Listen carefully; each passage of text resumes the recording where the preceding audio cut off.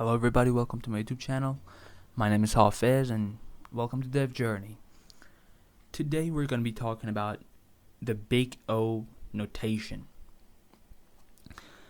So before we start, let's picture two programs solving the exact same problem.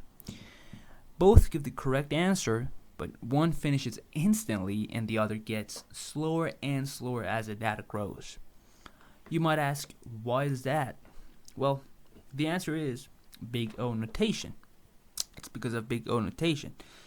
Once we understand it, we can look at algorithms in a different way. So, what is it? What is big O notation? Most people think big O notation, well, big O in general, measures speed. Well, that's a weird speed. Well, it doesn't.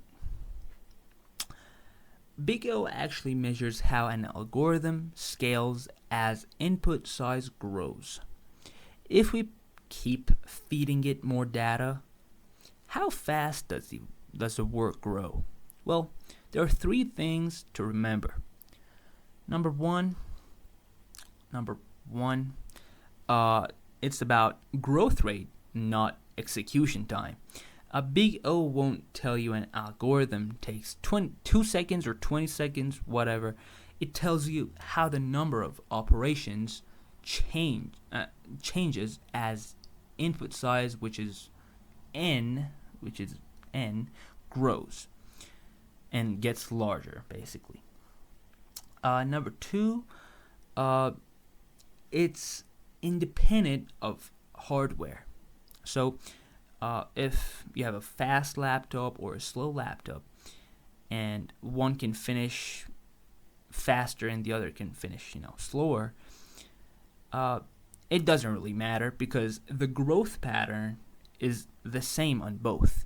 So if an algorithm's work doubles when input doubles, that's true regardless of what machine runs it. So for 2 we can write the machine isn't important. Yeah, so 3, last but not least, it ignores constants and lower order terms. So let me just lead by an example. N plus 1 has a big O of n, right? So because number 1 is not really, this one here is not playing a big role here. Or another example, 3 times n. 3 is also not playing a big role here. The multiplication is not that important, so it still has a big O. Well, that's a weird O. Okay, yeah. Has a big O of n. So as n gets larger, those extra terms stop mattering, basically. We only care about the term that dominates the growth, and n dominates the growth in both these examples. So let's just jump into examples. Let's talk about this one right here. In this loop right here, well, before that, let's just ask a question. Let's say we want to sum up all the numbers between a 1 all the way to n. N could be anything. Could be 10, could be 10 million, whatever. This loop right here, this one, runs once per minute, once per number, and at, let's say, n equal to 1 million, let's say, 1 million, it basically runs about 1 million times. So if we, double the n, the whole operation will also be doubled, and that's what we call linear time, which this is the notation for it, big O of n. And for this one right here, yep, that's a star. Let's say we're doing the same thing here. Okay, this is the Gauss's formula. So whether n is 10 or 10 million, it does the same fixed number of operations.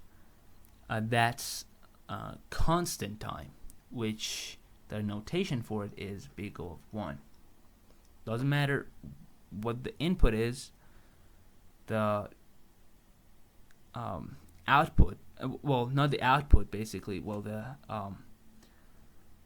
whole complexity will be big O of 1. So basically same output, both functions. The difference is how each on scales, how each one of these codes scale, and that's pretty much the whole big O, point of big O basically. Let's jump into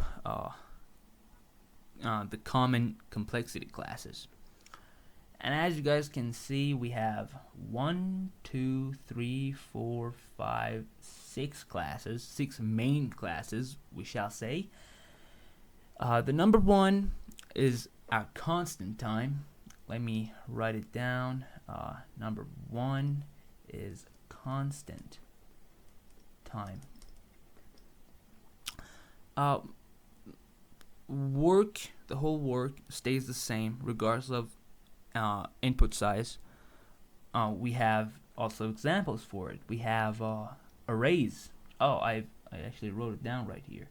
We have arrays. Array, yeah. And for the next one, number 2, big O of log of n, which is the logarithmic time. The algorithm halves the search space each step instead of checking every item. Well, for example, we have again binary search here, and then given I can't really think about any other examples. And then basically the whole input can grow enormously while the number of extra steps barely increases in this one, in number 2. And in number 3, big O of n, which is the linear time, work grows directly with input. Well, if we double the data, we double the work. We have also examples for it. We have the linear search for it, or now that I'm thinking, we have unsorted lists. Well, scanning an unsorted list, unsorted lists, let's say. Then number 4, which is big O of n log of n, which is the quasilinear time. Slightly worse than linear, common in efficient comparison-based sort, such as merge sort, as we have right here, or we have heap sort. We have heap sort.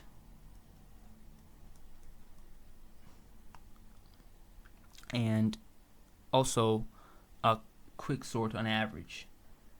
Quick sort on average.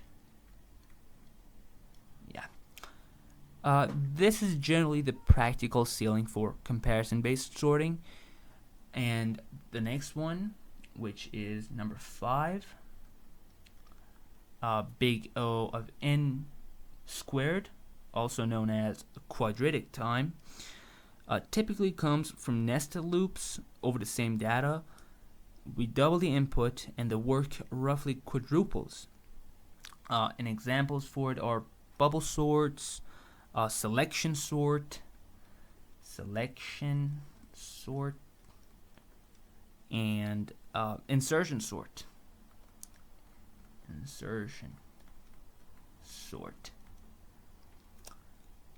And it works perfectly fine on small data sets, but at scale it's very painful. And the last but not least, which is big O of n factorial, also known as factorial time. The whole work in this one explodes almost immediately. It's the brute force approach to traveling salesman problem. Checking every possible ordering of cities is big O of n factorial. Even 15 or 20 cities can already be computationally infeasible. But don't worry about it, you guys. I know I have named so many different algorithms, but we're going to be talking about all of them in the future videos. So don't worry about them. And as you guys can see here, this is the growth rate comparison in all these complexity time complexities, and as you can guess, the lower we go in this list, the more complex and the worse it gets for us, because the whole work gets more complicated and it gets slower, basically. So the best approach is definitely big of 1, and then the worst can be big O of n factorial. So why this matters? Why all of these matter? Let's lead by an example. Let's put n equal to 1,000, right? We know that in the linear time, big O of n, we can have exactly 1,000 operations,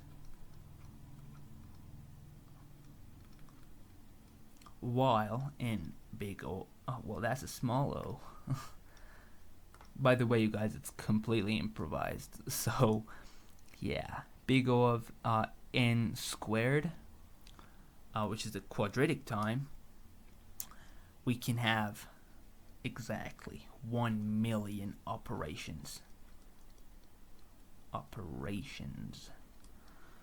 So, big O of n does 1,000 operations, and big O of the quadratic time, big O of n squared, does 1 million operations. That's 1,000 times more work, right? And the gap widens as n grows. This is why the right algorithm choice matters more as data scales up. And one more tip before I wrap this video up. Big O describes behavior as n gets larger. For small inputs, an algorithm with worse big O can still run faster in practice. Because of the constant factors, big O deliberately ignores, basically. Remember, right? N plus 1, for example, right? I mean, this is a very basic example. It would ignore the 1, or any other examples like that. So big O tells us about scalability and not the full performance picture. And in short, big O isn't about speed, it's about how an algorithm scales as data grows. So that's it for this video, you guys. This is basically big O of n, which is used in almost every single data structures and algorithms related subjects.